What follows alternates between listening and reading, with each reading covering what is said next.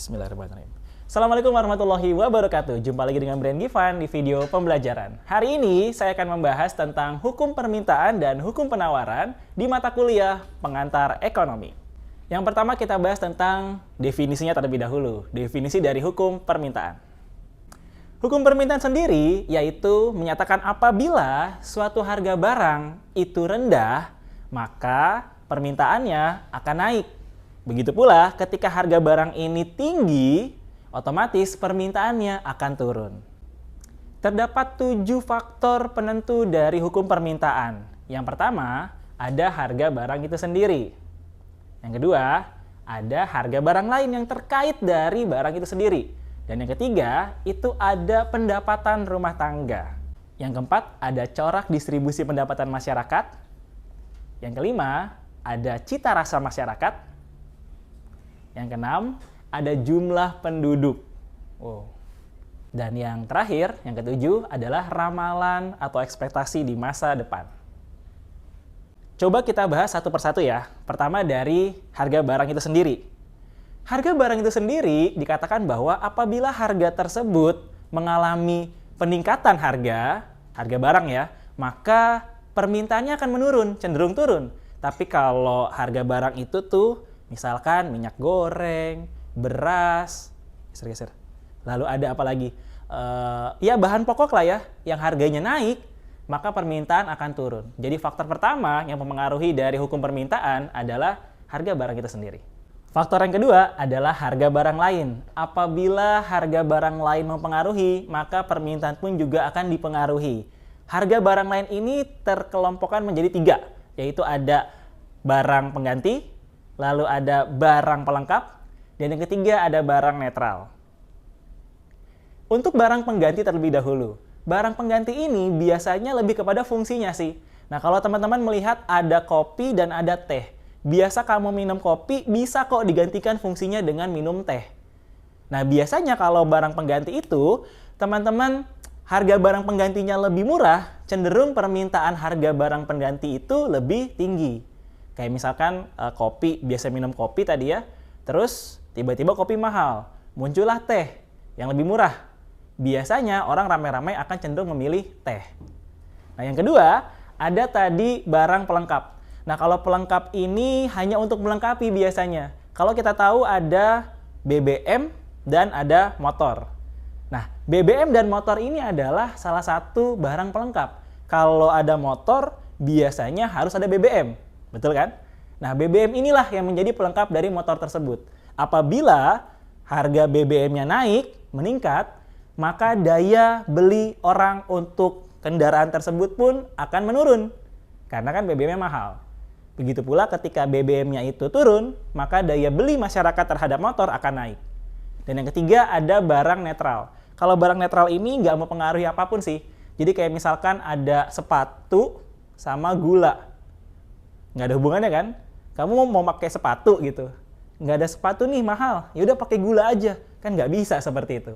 Jadi tidak ada hubungannya dan tidak mempengaruhi apapun, dan permintaan akan tetap sama. Faktor yang ketiga adalah pendapatan masyarakat. Ya ini paling penting sih kalau saya bilang ya, di mana pendapatan masyarakat itu cenderung akan mempengaruhi corak permintaan. Kalau misalkan di sebuah wilayah pendapatannya itu meningkat, otomatis daya belinya pun akan meningkat. Tergantung dari barang yang tadi. Jadi pendapatan masyarakat bisa mempengaruhi corak permintaan di daerah tersebut misalkan, atau terkait dari barang tersebut. Yang keempat adalah corak distribusi pendapatan masyarakat. Ada yang gajinya UMR, ada yang di atas UMR. Sebagai contoh, apabila pemerintah menaikkan pajak bagi orang kaya dan memberikan hasil pajak tersebut untuk subsidi kepada orang yang kurang mampu, maka corak permintaan akan berubah. Maka si orang kaya tersebut biasanya akan menurunkan permintaannya. Dan yang tadi orang tidak mampu tersebut akan menaikkan permintaannya. Karena kan dapat subsidi dari pemerintah. Minimal kualitasnya lah. Yang kelima, cita rasa masyarakat. Nah biasanya permintaan itu juga dipengaruhi oleh cita rasa masyarakat. Mengapa tidak? Misalkan masyarakat lagi FOMO terkait handphone iPhone 14, 15, 16 misalkan, yang lengkap dengan spesifikasinya, maka otomatis permintaan pun akan naik. terkait tadi produk yang saya sebutkan. Yang keenam, ada jumlah penduduk. Wow, jumlah penduduk di Indonesia itu ada 270 juta ya, kurang lebih saat ini, tahun 2023. Apabila jumlah penduduk tersebut meningkat, maka otomatis permintaan pun akan meningkat. Penduduk Indonesia rata-rata makan beras, enggak ya, makan nasi ya, dari beras. Nah, kalau misalkan penduduknya banyak, maka permintaan akan beras pun akan meningkat. Yang ketujuh, ada ramalan atau perkiraan harga di masa depan. Ini simpelnya kayak gini. Kalau teman-teman tahu BBM ya, nih, biasanya kan BBM itu ada naik, ada turun. Nah, katakanlah besok pemerintah akan menaikkan harga BBM. Kira-kira apa yang terjadi? Biasanya muncullah antrian-antrian panjang di SPBU. Dan permintaan akan BBM pasti meningkat. Berikut akan saya tampilkan terkait kurva permintaan barang. Nah, ini dia. Terlihat ya, dari grafiknya apabila harganya tinggi, maka permintaan akan cenderung sedikit. Tapi kalau harganya itu turun, harganya rendah, maka permintaan akan semakin banyak dan besar. Ini kurva permintaan. Nah, tadi permintaan sudah, sekarang kita masuk ke penawaran. Di penawaran ini, hukumnya semakin tinggi nilai suatu barang dalam hal harga ya, maka semakin banyak penawaran atau jumlah produksi dari barang tersebut. Ini dari segi produsen ya. Jadi kalau misalkan harga barangnya tinggi, berarti produsen tuh akan berlomba-lomba membuat produk tersebut, sehingga produknya semakin banyak. Karena ketika harga tinggi, tandanya produk tersebut lagi diminati oleh masyarakat. Sementara ada 5 faktor yang mempengaruhi hukum penawaran. Yang pertama ada harga barang itu sendiri, ada harga barang pengganti, ada biaya produksi, ada kemajuan teknologi, dan terakhir ada pajak. Yang pertama adalah harga barang itu sendiri. Apabila suatu barang harganya sedang naik nih, lagi tren-trennya, maka barang tersebut akan ditawarkan lebih banyak oleh produsen. Katakanlah lagi musim lebaran ada harga barang daging misalkan ya. Daging ini harganya naik. Otomatis para pengusaha daging akan memberikan sebanyak-banyaknya atau menawarkan jumlah sebanyak-banyaknya untuk daging tersebut. Supaya apa? Supaya konsumen itu bisa mendapatkan lebih banyak daging, walaupun harga masih naik. Itu yang pertama. Untuk yang kedua adalah harga barang lain pengganti sejenis. Jadi misalkan di suatu negara nih ya, susu, biaya produksi untuk susu itu meningkat. Otomatis akan mempengaruhi harga susu yang ada di negara tersebut atau yang diimpor ke Indonesia misalkan. Nah, kalau sudah seperti itu, maka harga-harga susu yang ada di Indonesia akan meningkat. Kenapa? Karena biaya produksi susu tadi meningkat, otomatis jumlah impornya pun meningkat. Dan ini bisa menjadi peluang bagi para distribusi susu lokal untuk bermain dan bersaing dalam hal penawaran produk. Yang ketiga adalah biaya produksi. Apabila harga produksi meningkat, maka perusahaan atau produsen akan ya tipislah margin keuntungannya atau bahkan rugi. Nah, dengan hal tersebut, kemungkinan besar barang-barang yang ditawarkan akan berkurang. Karena tadi faktor dari biaya produksi yang meningkat. Yang keempat, nih, kemajuan teknologi. Dengan adanya kemajuan teknologi, percaya tidak percaya, akan menekan ongkos biaya produksi.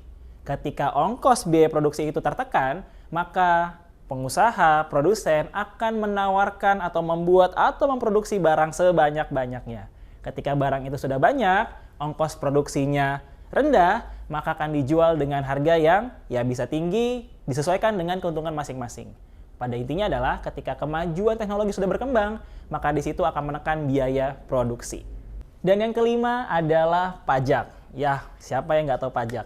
Apabila suatu barang itu dikenakan pajak dan pajaknya ditingkatkan, maka otomatis harganya naik dong. Ketika harga naik, permintaan pun pasti berkurang. Ketika permintaan berkurang, otomatis produsen tidak akan memberikan penawaran yang banyak. Istilah kata, penawaran akan menurun. Nah, yang terakhir adalah kurva penawaran. Nih ya, seperti ini kurva penawaran.